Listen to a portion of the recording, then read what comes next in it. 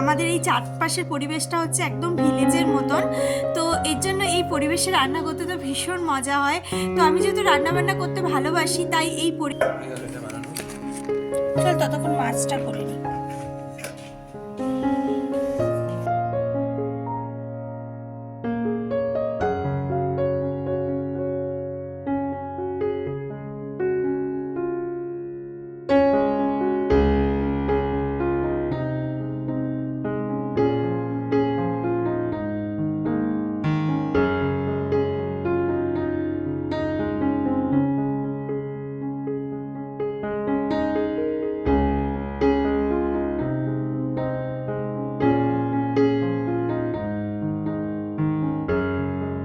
নমস্কার, অনা লাইফস্টাইলের অন্যতম একটি ব্লগে সবাইকে স্বাগত। আজকে চলে এসেছি আমি আমার জন্মস্থান আর তার চারপাশের পরিবেশটা আপনাদেরকে একটু ঘুরে দেখিয়ে দিই। চলুন, আশা করি এই পরিবেশটা আপনাদের বেশ ভালো লাগবে। জানেন তো, ছোটোবেলার থেকেই এখানে আমি বড় হয়েছি। বড় হওয়ার পরে চলে গিয়েছিলাম বাইরে, এখনও ওখানেই থাকি, কিন্তু চলে এসেছি আবারও আমার পুরনো বাড়িতে। তো সেখানকার পরিবেশটা এতটাই সুন্দর যে আমি এখনও কখনোই ভুলতে পারি না। তাই ভাবলাম যে আজকে আপনাদের সাথেও সেই সুন্দর সুন্দর মুহূর্তগুলোকে একটু শেয়ার করি। তো এটা হচ্ছে আত্রাই নদী। এই নদীটা বাংলাদেশের সাথে মিলিত, আর এই নদীটা এতটাই বড় যে এই নদীর থেকে মাল বহন করে বাংলাদেশ পর্যন্ত যাওয়া যায়। এখানে অনেক রকম ব্যবসাও চলে এই নদী দিয়েই। বালু, তাছাড়া বিভিন্ন রকমের কাঁচা ব্যবসাও এই নদী দিয়েই করা হয়।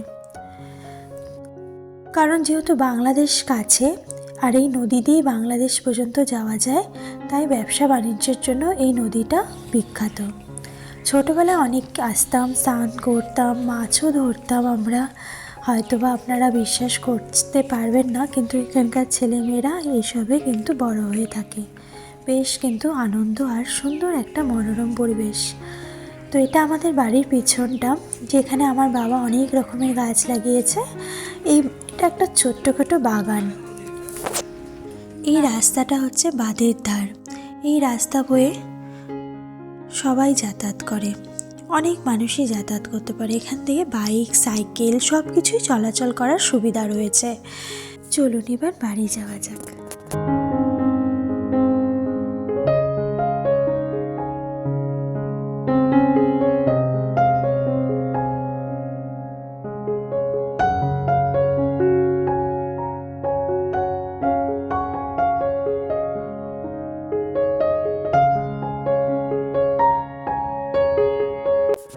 তো বন্ধুরা, কেমন লাগলো এই পরিবেশটা?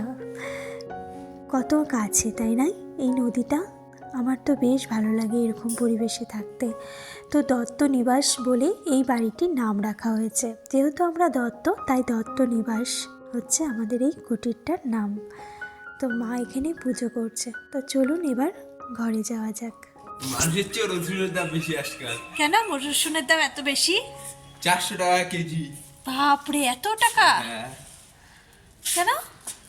বাজারের যে অবস্থা এখন, রসুন ঠান্ডা না এখন।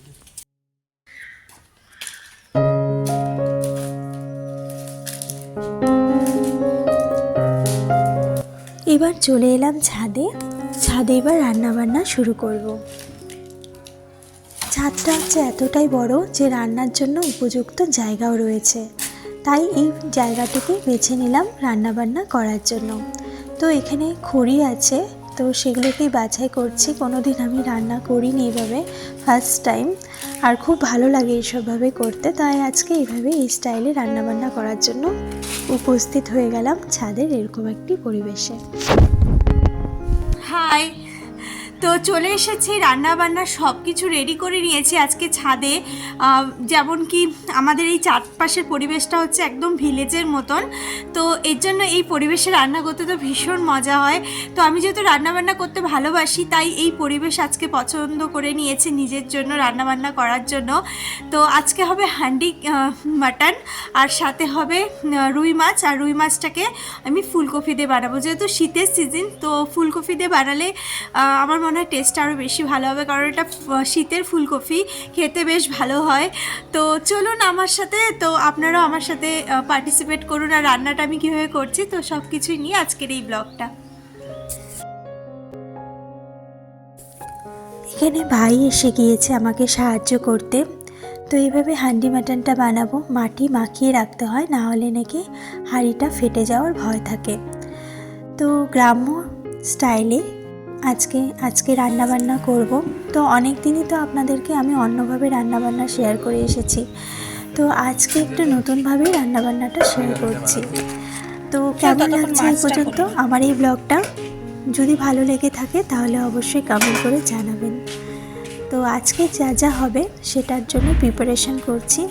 এখানে উনুনের জন্য অলরেডি উনুন বানানোর জন্য প্রসেসিং চলছে, আর এখানে আলু, মাটন, মাছ সব কিছু ধুয়ে বেছে রেখে হাই দিলাম। বন্ধুরা, চলে এসেছি আমি আমার দেশের বাড়ি, যেটা হচ্ছে বালুরঘাট, আর খুব সুন্দর একটা পরিবেশ, তো দেখতেই পাচ্ছেন।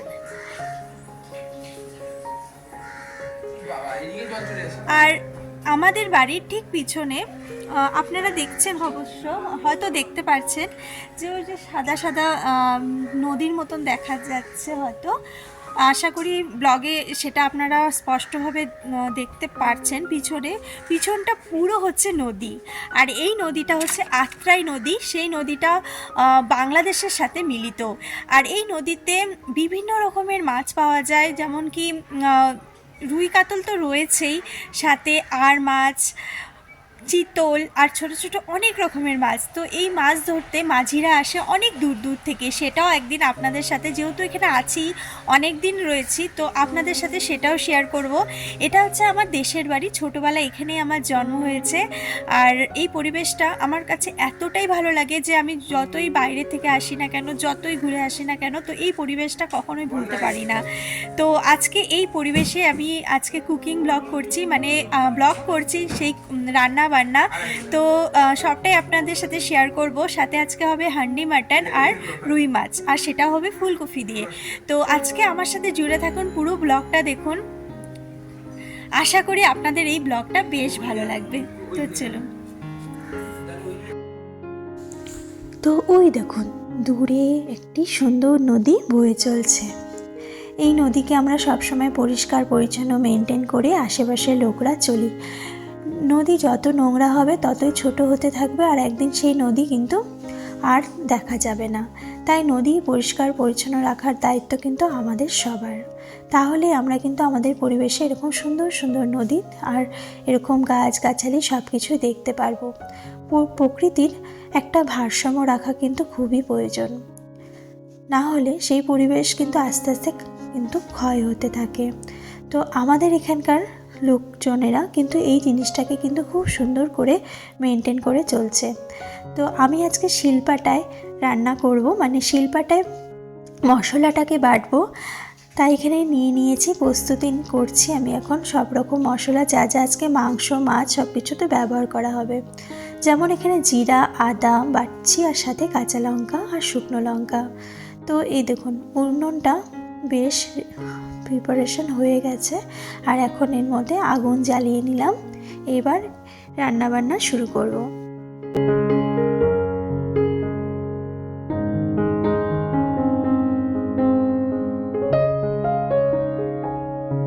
ফুলকপিগুলোকে ভাপিয়ে নিলাম গরম জল আর সামান্য একটু লবণ দিয়ে।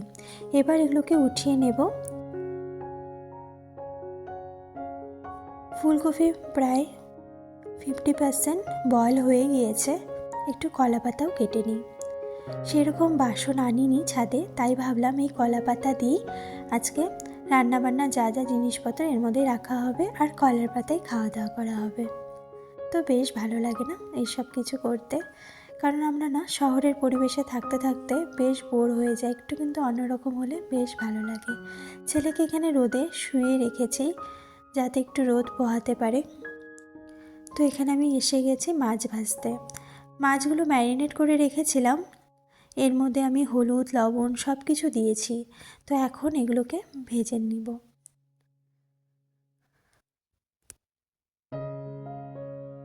ফুলকপিগুলোকেও কিন্তু ভেজে নিচ্ছি। তো সব কিছু ভাজা কমপ্লিট হয়ে গেছে, প্রায় একদম শেষের দিকে। তো এখন রান্নাবান্না করে আমরা খাওয়া দাওয়াটা তাড়াতাড়ি করে সেরে নেব, কারণ এখানে 4:30 5টা বাজতে বাজতেই কিন্তু অন্ধকার হয়ে যায়। আর এরকম একটা পরিবেশে যেহেতু রান্না করছি, সেহেতু মনে হচ্ছে যে তাড়াতাড়ি রান্নাটা সারলে বেশ মনে হয় ভালোই হয়। তো এখানে আলু আর ফুলকপি নিয়ে নিয়েছিলাম, সেগুলো ভেজে নিলাম। আর আমি না কোনো দিন এভাবেই উনুনে রান্না করিনি, তাই না একটু ভয়ও কাজ করছিল, কিন্তু বেশ ভালো লাগলো। রান্নাবান্না করতে করতে কিন্তু নতুন নতুন অভিজ্ঞতাও কিন্তু আমরা নিতে পারি। যেমন কি আজকে রান্না করছিলাম, তো কীভাবে রান্না করতে হয় কায়দাগুলো কিন্তু প্রথম প্রথম জানা যায় না, কিন্তু ধীরে ধীরে কাজগুলো করতে করতে কিন্তু সব কিছুর একটা অভিজ্ঞতা হয়ে যায়।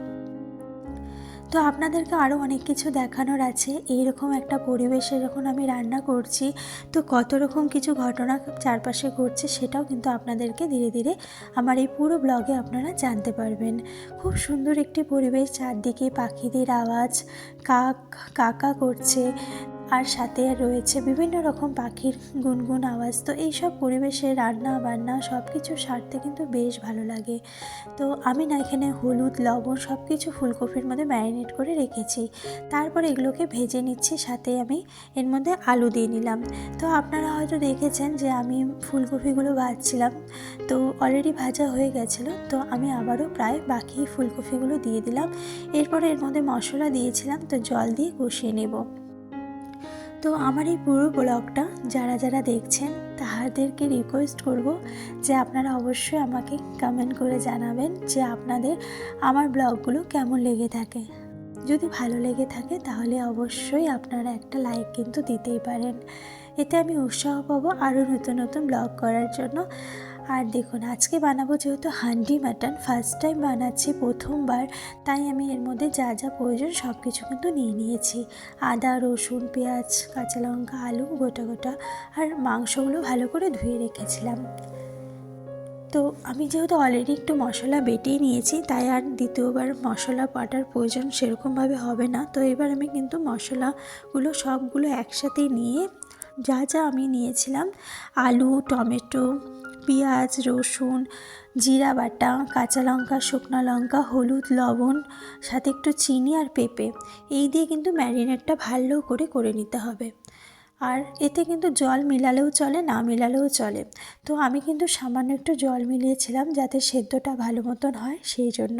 আপনারা চাইলে হান্ডি মাটনে জল কিন্তু নাও মেলাতে পারেন।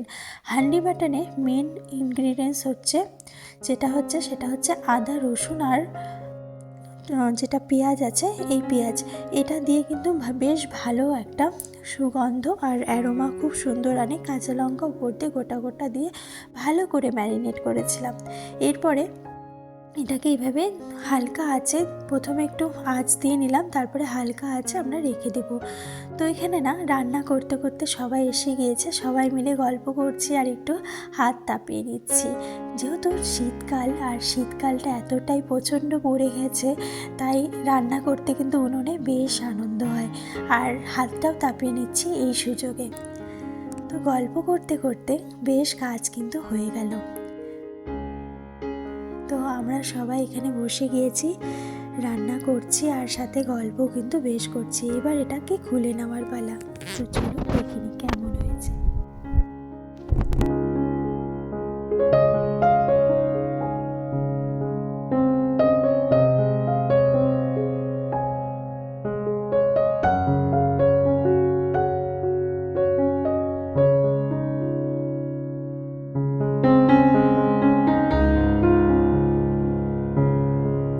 তো দেখুন বেশ ভালো হয়েছে, কিন্তু দেখুন না, একটা খুব সুন্দর একটা পাখি এসেছে আমাদের রান্নাবান্না দেখতে। না, এটা হচ্ছে আমাদের ছাদে পাশেই রয়েছে, আমাদের বাড়ির মধ্যেই কাঁঠাল গাছ, যেটাকে বলে এঁচোড়। তো সেই এঁচোড়ের কিন্তু ছোটো ছোটো অনেক ফল হয়েছে, তো সেই ফল খেতে কি সুন্দর একটা পাখি এসেছে। আমি ঠিক জানি না যে এই পাখিটার নাম কি, কিন্তু এই পাখিটাকে আমি প্রথমবার দেখছি, কিন্তু বেশ ভালো লাগছে। একটা অজানা পাখি যার নাম আমি জানি না, কিন্তু এই পাখিটা যখন এখানে এসে বসেছে তখন কিন্তু ক্যামেরা বন্দি করতে আমার কিন্তু বেশ ভালো লাগছে, আপনাদেরকেও সেটা দেখালাম। তো দেখুন আমার হান্ডি মাটন প্রায় কমপ্লিট, একটু জাল হয়ে আসলে আমরা বসে যাব খাওয়া দাওয়া করতে।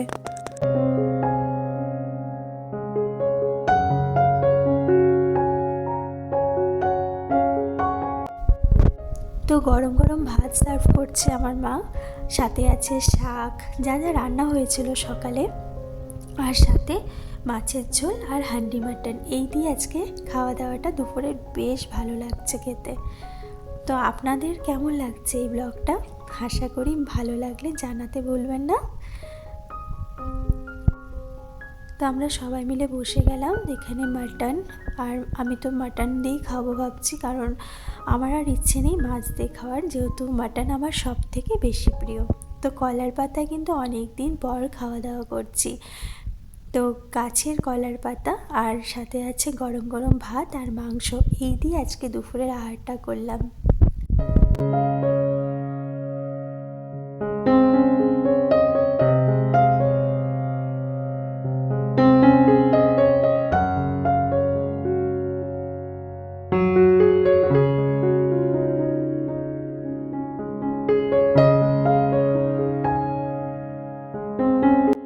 দুপুরে খাওয়া দাওয়া করার পরে একটা কিন্তু ভাত ঘুম দিয়ে নিয়েছিলাম। এখন বাজে রাত 8টা। তো এখানে সাই বাবার পুজো করা হয়, তো এখানে সাই বাবাকে রাখা হয়েছে। আমরা কিন্তু বাড়ির সব প্রায় মানুষই সাই বাবাকে কিন্তু খুব মানি। তো মা এখানে কি করছে চলুন দেখে নেওয়া যাক। মা এখানে না রান্না বান্না করছে। রাতে আমাদের রান্না সেরকম কিছু করার দরকার নেই, সবই প্রায় আছে, একটু গরম করে নিতে হবে যেহেতু শীতকাল, আর মাংস কিন্তু প্রায় কিন্তু শুকিয়ে যায়, তাই একটু গরম জল দিয়ে এটাকে গ্যাসের মধ্যে একটু জাল দিয়ে নেবে। তো মা গ্যাস মুছছে আর এখানে রুটি করা হবে। তো আমার না এই হান্ডিটাকে দেখে মনে পড়ছে সেই সকালের কথা। খুব সুন্দর করে একটা আশা করে আনন্দ সহকারে রান্নাবান্না করবো বলে এই হান্ডিটাকে আনা হয়েছিল।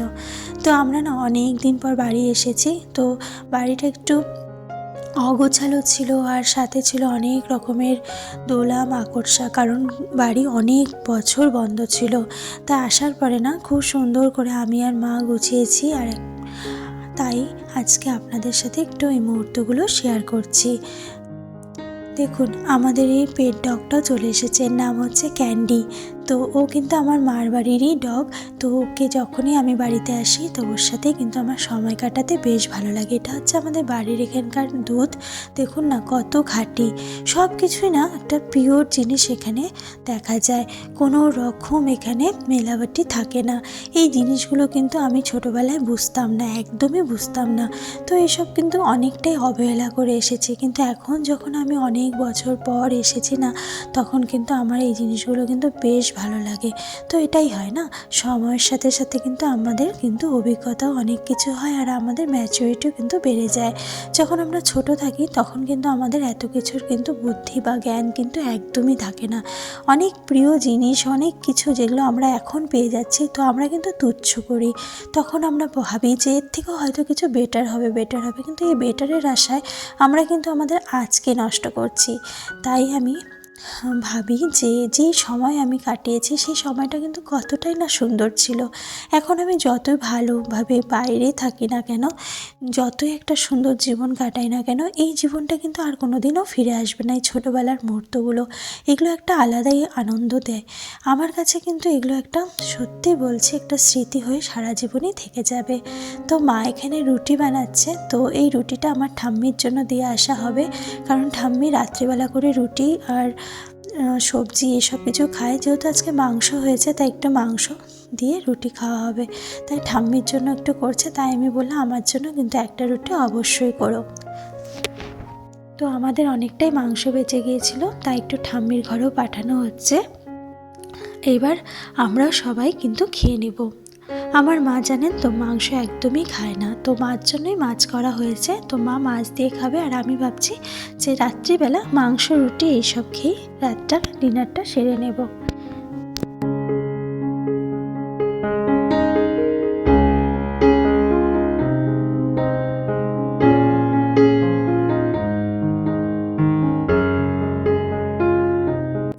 তো মা চলে যাচ্ছে ঠাম্মির ঘরে খাবারটা দিতে। মা আসলেই আমরা কিন্তু ডিনারটা সেরে নেব। তো চলুন আজকে এখানেই ব্লগটা শেষ করলাম। ভালো থাকবেন, সুস্থ থাকবেন, সবাইকে ভালো রাখবেন। ধন্যবাদ সবাইকে যারা যারা আমার পুরো ব্লগটা দেখছেন।